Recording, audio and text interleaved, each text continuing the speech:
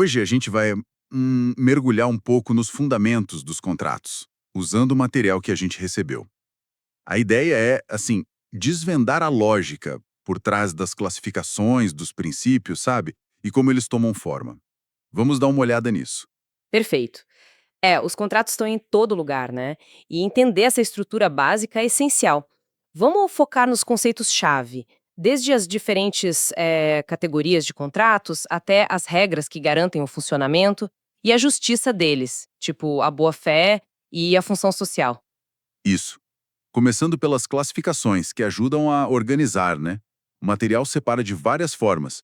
Por exemplo, tem os unilaterais, onde só uma parte tem a obrigação principal, tipo numa doação simples, Uhum. e os sinalagmáticos, ou bilaterais, que é quando os dois lados têm direitos e deveres. Compra e venda é o clássico. E essa classificação, ela se conecta com outros contratos. Podem ser gratuitos, onde só um lado tem vantagem, como a doação, de novo, ou onerosos, onde ambos têm ônus e bônus, sabe? Como numa permuta ou locação. Faz sentido. E dentro dos onerosos, tem uma divisão importante. Os comutativos, que as prestações são certas, equivalentes desde o começo, e os aleatórios. O fascinante aí é o risco. Ah, o risco? Sim, a incerteza sobre a vantagem final define o contrato aleatório. Pensa num seguro ou, sei lá, comprar uma safra que ainda vai crescer. Entendi. E também tem a diferença entre principais que existem sozinhos, tipo a compra e venda mesmo, Isso. e os acessórios que dependem de um principal para existir. A fiança numa locação, por exemplo. Perfeito. A fiança só faz sentido por causa da locação. E quanto ao tempo? Tem os instantâneos que se cumprem de uma vez, mesmo que o pagamento seja depois, né? A chamada execução diferida, tipo comprar parcelado, esse ainda é instantâneo na origem. Ah, boa observação. E tem os de duração, que se estendem no tempo, como, sei lá, um contrato de aluguel ou de trabalho. Certo. E ainda tem mais, né? Consensuais e reais. Sim, outra distinção-chave. Os consensuais, que são a maioria, só precisam do acordo de vontades para valer. Já os reais exigem a entrega da coisa. Empréstimo, depósito. Precisam da entrega para começar a existir. E para fechar as classificações, os paritários versus os de adesão. Isso. Paritário é aquele negociado, as partes discutem as cláusulas. Já o de adesão tem cláusulas prontas, uma parte só adere. Pense em contrato de celular, de banco. Ok, bastante variedade. Mas o que dá a liga para tudo isso são os princípios, certo? O material fala muito da autonomia privada. Exatamente. É a liberdade de contratar, de escolher com quem, o que, como, até criar contratos que não estão na lei, os atípicos.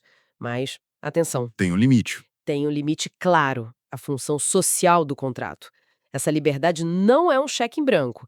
Ela tem que respeitar o interesse coletivo, assim. E dessa autonomia vem a força obrigatória, o tal do pacta sunt servanda. O contrato faz lei entre as partes. Faz lei, sim, mas também não é absoluto.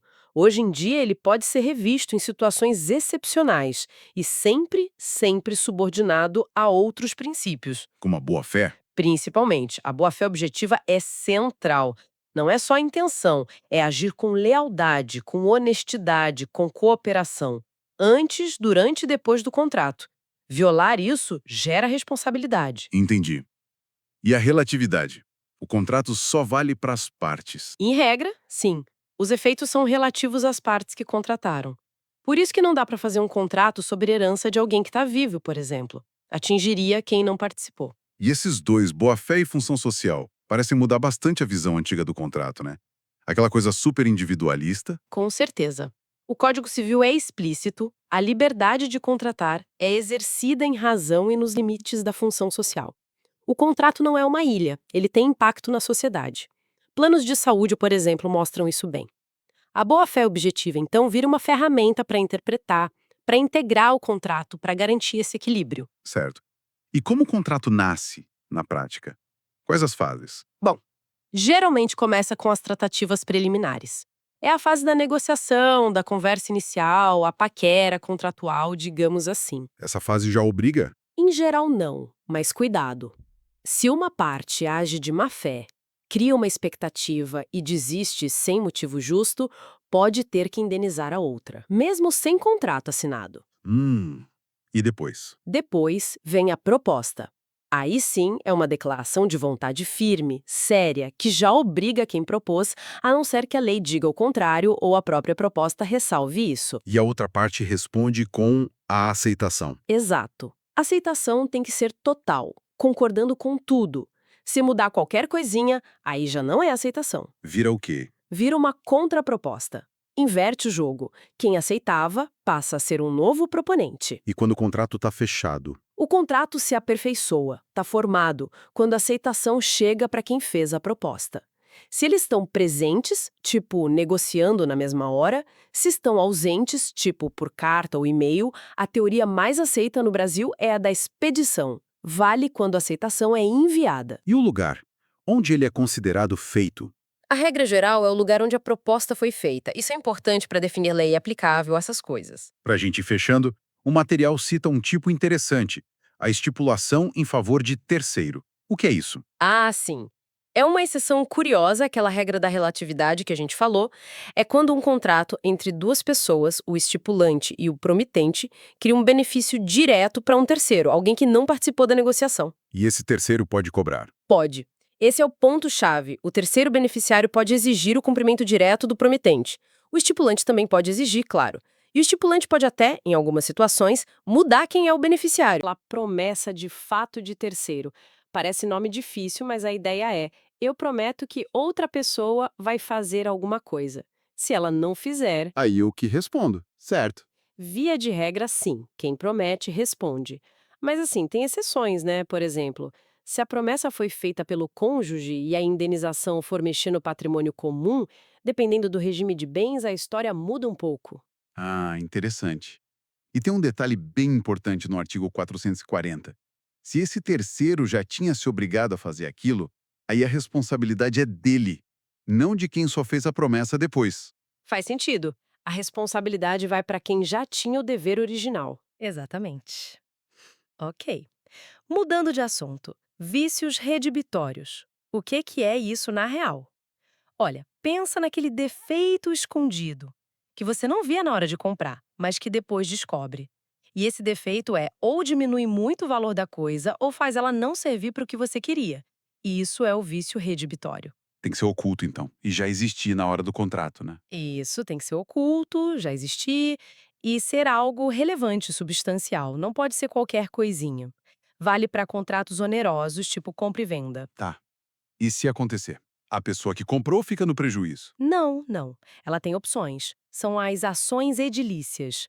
Pode pedir para desfazer tudo, devolver a coisa e pegar o dinheiro de volta. É a ação redibitória. Certo. Ou pode ficar com o bem, mas pedir um abatimento do preço. É a ação estimatória. E olha que interessante.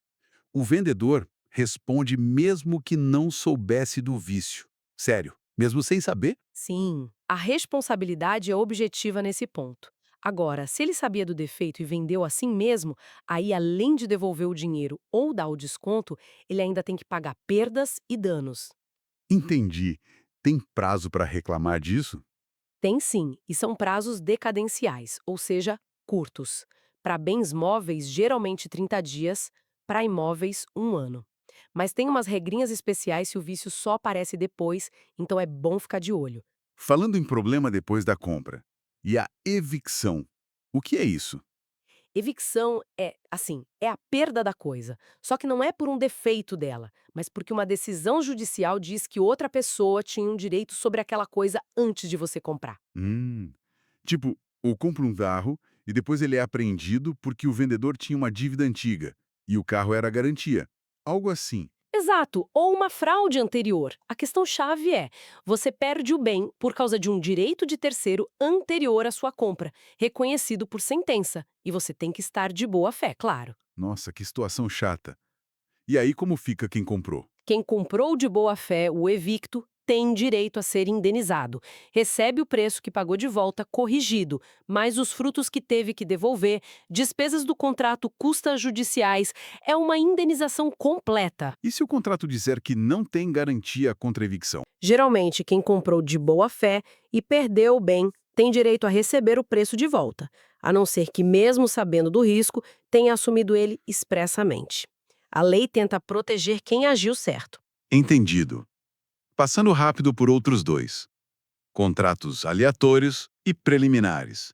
O que é essencial saber? Aleatórios, o nome já diz, tem um risco no meio. Pode ser sobre a existência de algo futuro, tipo a safra que pode vir, ou sobre a quantidade, ou sobre um risco que afeta algo que já existe. O risco é da essência do negócio.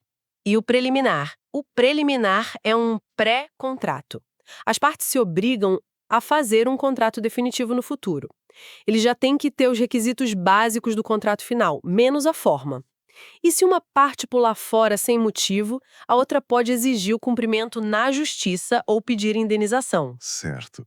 E para fechar o ciclo de vida do contrato, como eles acabam? Fora o cumprimento normal, claro. Bom, tem o distrato. É simples, as duas partes entram em acordo para terminar. Acabou. Só vale dali para frente, no apago passado. Tipo um acordo de cavalheiros para encerrar. Isso. E tem a resiliação unilateral. Aí é uma parte só que decide sair. É um direito que a pessoa tem, mas geralmente precisa avisar a outra com antecedência, né? Principalmente se a outra parte fez investimentos altos esperando que o contrato continuasse. Também só vale para o futuro. E quando o fim é por causa de problema, de descumprimento? Aí a gente fala em resolução. É o fim do contrato por inadimplente. Pode ter uma cláusula no próprio contrato dizendo que se alguém não cumprir, acaba automaticamente é a cláusula resolutiva expressa. Ah, tá. Ou pode não ter nada escrito, mas a lei presume isso nos contratos bilaterais, é a cláusula resolutiva tácita. Nesse caso, precisa de uma decisão do juiz para confirmar o fim. E o efeito aqui, geralmente, é retroativo. Tenta voltar tudo como era antes. Menos em contrato que dura no tempo, tipo aluguel. Entendi. E para se defender durante o contrato, se a outra parte falhar? Tem a famosa exceção de contrato não cumprido. Basicamente, se você tem que entregar algo e eu tenho que pagar, eu só posso te cobrar a entrega depois que eu pagar. Ou vice-versa. Ninguém pode exigir do outro sem ter cumprido a sua parte. Ah, a regra do toma lá da cá. Exatamente. E vale mesmo se o cumprimento da outra parte foi só parcial ou com defeito, tá? E tem mais algum mecanismo assim? Tem a resolução por onerosidade excessiva. Essa é para situações bem específicas.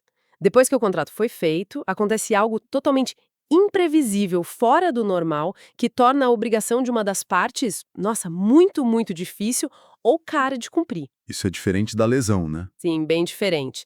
A lesão é um desequilíbrio que já existe na hora de fazer o contrato. A onerosidade excessiva acontece depois, durante a execução, por um fato novo e imprevisível. A lei fala em resolver, em acabar o contrato, mas na prática, muitas vezes o juiz tenta primeiro reajustar as condições para reequilibrar as coisas. Ufa, bastante coisa, mas acho que deu para clarear bem.